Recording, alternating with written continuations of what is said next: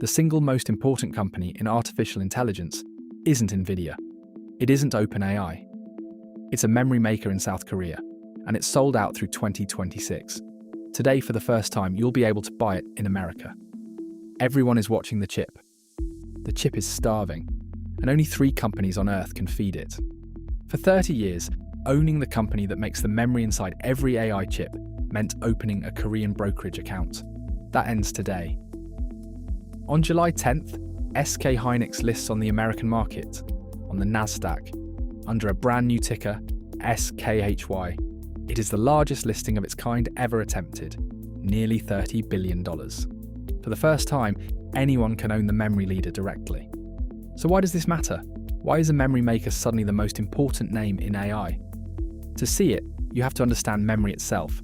And it starts with a word that trips up almost everyone. Memory is not storage. Storage is where files live when the power is off. Cheap, roomy, slow.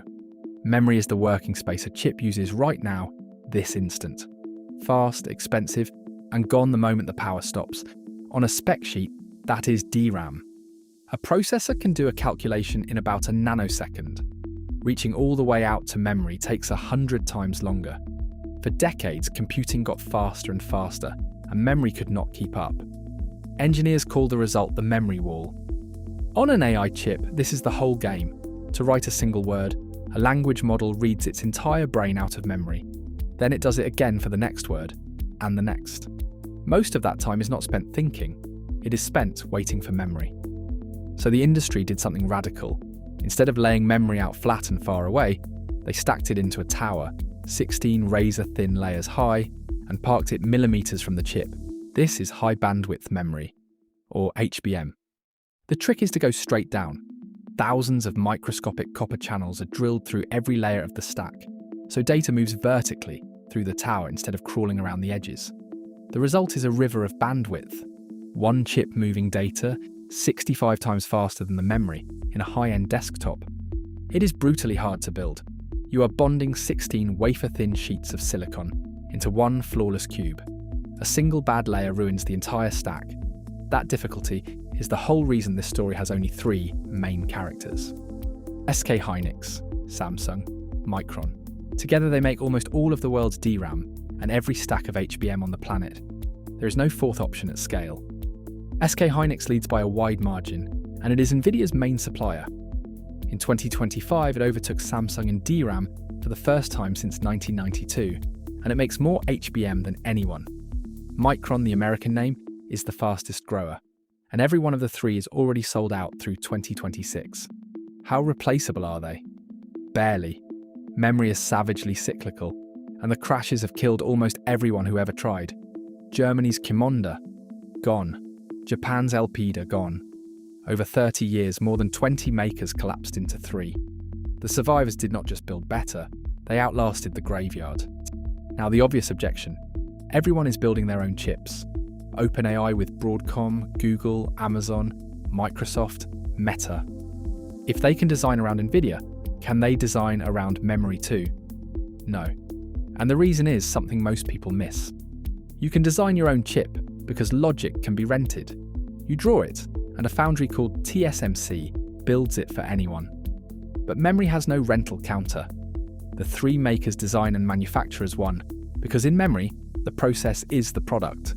You cannot buy it as a service, at any price. And here is the twist. Every one of those custom chips still needs HBM, and buys it from the same 3 makers. Google's newest chip carries 192 gigabytes of it. The custom silicon wave does not route around memory. It lines up behind it. So what actually limits supply? Not raw materials, it is the wafers. An HBM chip eats roughly 3 times the silicon of ordinary memory, so every wafer turned into HBM starves the rest of the market.